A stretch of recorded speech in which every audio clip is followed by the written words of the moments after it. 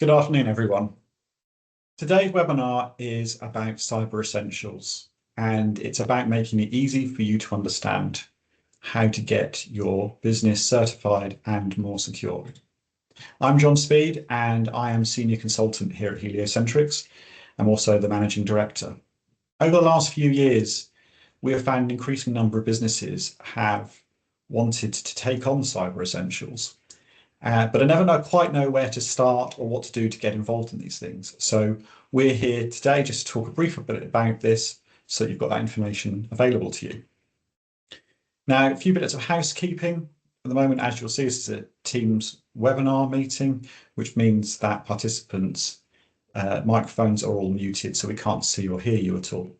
We are recording today's meeting and we will put this content on our website later, so that you will have it available to you if you have any questions or need to see anything afterwards.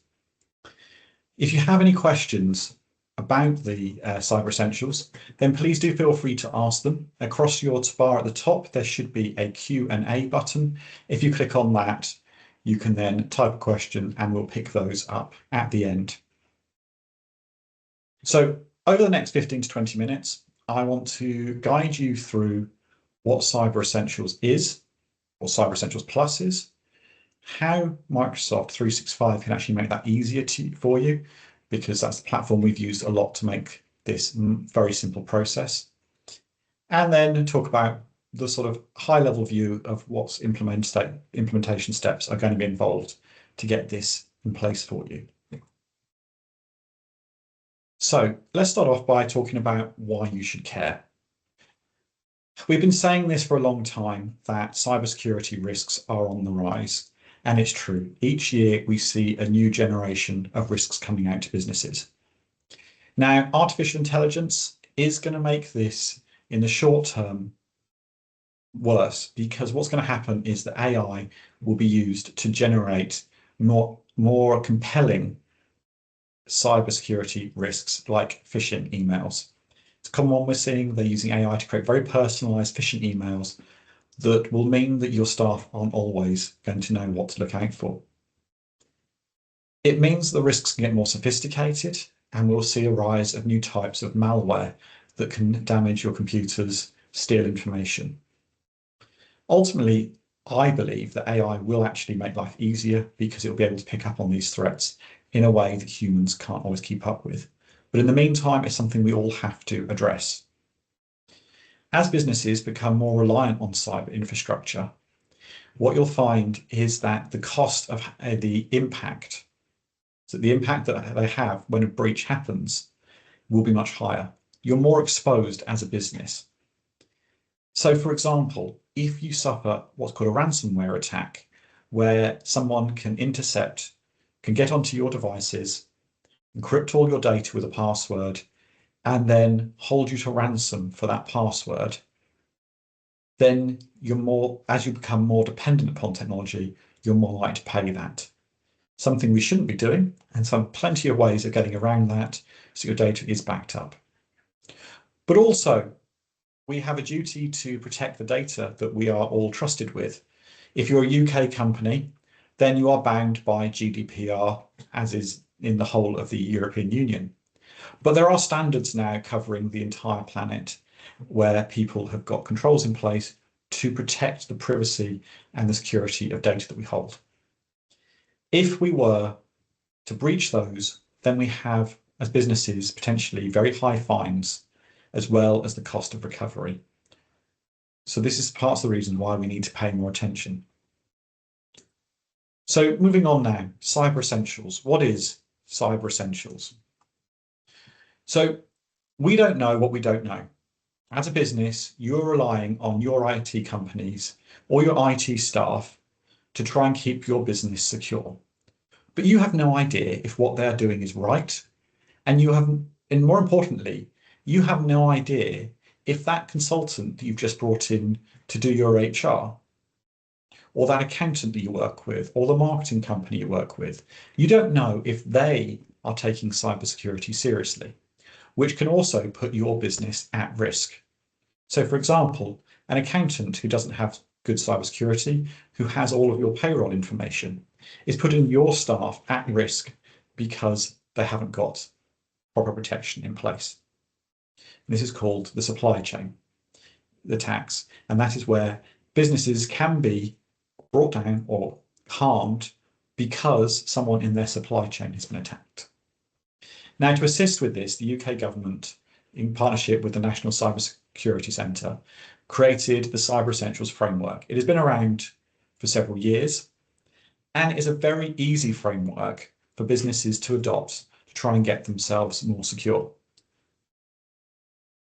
For the most part, it's just about 5 different security areas to consider: firewalls, secure configuration, access controls, malware, and patching.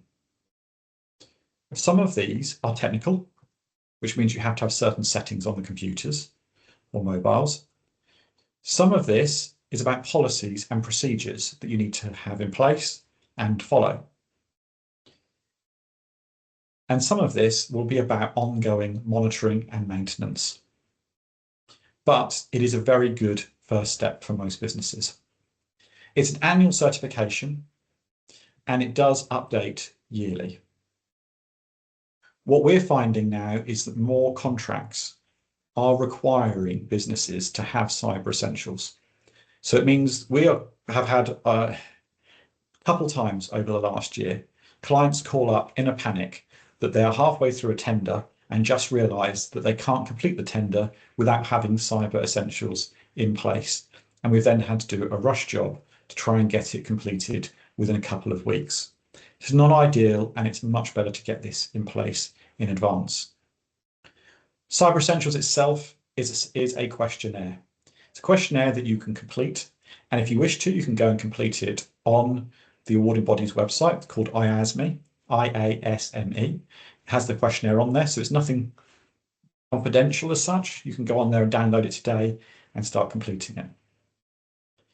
When you get certified, you do get a logo and you are listed on a register. So to get certified, you have to pay a certificating body to review it. IASME is the overall body that oversees the whole of Cyber Essentials, and you can do it direct with them. Or there are other partners out there, and what a lot of our clients do is they work with us. We work through a third party to get you through with minimal hassle. Now, there is a second part to Cyber Essentials, and this is Cyber Essentials Plus. This is an add-on to Cyber Essentials. It's the best way of putting it. It is taking it one step further. So you first of all have to complete Cyber Essentials, and then within 3 months, you are asked to complete the Cyber Essentials Plus audit. This involves an independent auditor reviewing the information and then checking the vulnerabilities on your computer. Now, vulnerabilities, if you're not aware, these are every program you have on your computer gets updates, and most of the time those updates are to fix security holes, if you like, security vulnerabilities that exist in those programs. A vulnerability scan looks through all the programs on the computer and makes sure that you are up to date and protected for each of those. And one of the requirements of Cyber Essentials Plus is that you make sure that with any high risk security is fixed within 14 days of public release. So the auditor will check that this has been done. They will log on to a machine with someone, either the user, or if you go work with us, we'll do it with them. And they will log on to at least one computer of every type within the business. And they will make sure that what you have in place actually matches the standards and what you've done. And this will involve looking at a few settings, and it will also go one step further to actually download some test files to make sure that your security protection is in place and properly protecting you. So as I said, there are 5 key areas. It's about the boundaries for your firewall, making sure that everything you've got in place there is protect your business. So your firewall, for most businesses, that's their router. That's where the internet connection comes into the business. And it's about making sure that that's set up in such a way that an attacker can't get in and then get to the rest of your traffic on your network. It sounds really obvious, but they do need to have some settings changed or maintained on some of these routers to be secure. Secure configuration. This is about making sure that your computer is configured in such a way that it reduces the risk of any attacks. So it could be things like setting passwords and removing software that you don't need, disabling the auto run feature. Key one is making sure that users are not administrators of their own computers. If a virus or piece of malware comes in and the user is an administrator, then that malware is going to have administrator access to the machine as well. And it's also more likely that a user is going to install software that isn't approved and hasn't been checked by IT, or the business hasn't accepted as a risk. User access control. This is about making sure that people have the right permissions for their job, they don't have more than they need, and you've got some authentication in place. Malware protection. It has to be there. It should be the thing that almost every business has in place already. Still a surprise that some don't, but it is there on the list, along with that security update management that we talked about, where I said at the start a few minutes ago about checking for vulnerabilities, checking for any weaknesses in the software and making sure they're installed. The bit that catches a lot of businesses out is actually, what does Cyber Essentials cover? What's the scope? Now, Cyber Essentials covers any device which is accessing company data, regardless of whether it is personal or company owned. So this straight away means that if you have any users who are connecting to email from their phone, that device then falls under the scope of Cyber Essentials, and you need to make sure security is in place for that, like with the rest of your standards. Now, some of the key controls when you're looking at Cyber Essentials, things like multi-factor authentication. So multi-factor authentication is a thing that a lot of people hate, and I appreciate that it is frustrating, but it needs to happen. But it's where you get that text message through with a code, or you have to open the Microsoft Authenticator or the Google Authenticator to prove that you are who you say you are. It's about having another form of authentication other than just a password. Cyber Essentials requires this for all the cloud apps that you connect to. And if you're not using a cloud app that doesn't have this, then it's worth having a chat to us about that. But because realistically, there is no reason that any application shouldn't have that in place now. Device encryption. Every device should be encrypted. If you lose a device and it's not encrypted, then someone might have access to all of your data. Even if it's password protected, they can still get put through that. It needs to be encrypted. Standardized security builds. This is about making sure that your computers are configured in a safe way. So when you walk away from the computer, it needs to lock within a few minutes. No administrator accounts on the devices. You don't want any, if you plug a USB in, it shouldn't run automatically. Default passwords and user accounts should be changed. It's all those sorts of things and more. Unfortunately, the idea that you just turn a computer on and it's secure is not going to happen anymore. And approved software and protection. This is a little simple one, but it is important to remember that as a business, you should only really have software on your devices that you need. And if someone needs some new programs, that's fine, but the business needs to consider that as a risk. So what happens if you've got someone using a personal mobile? In those instances, which a lot of businesses do because they don't want to pay for a separate work mobile for all of their staff, you look at implementing things like mobile application management, which is where you govern the application, Microsoft Outlook application on their mobile, for example, run the whole of the phone. Keeps your data protected and secure. So I'm going to move on briefly and just touch on Microsoft 365 and how it helps with Cyber Essentials. A lot of businesses out there now have Microsoft 365 Business Standard. This is your productivity tools that are the core of most businesses.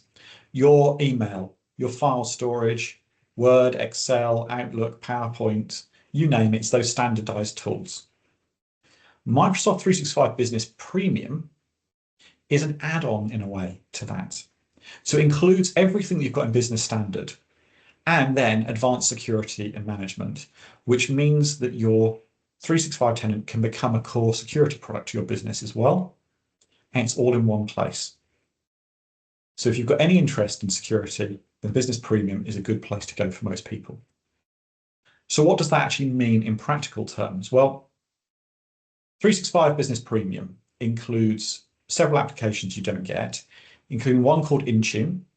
You don't need to remember that too much detail, but it's an application that manages devices, whether that's Windows, Mac, iOS, Android, Linux, whatever operating system it is. You can set company-wide policies for how that device is to be configured.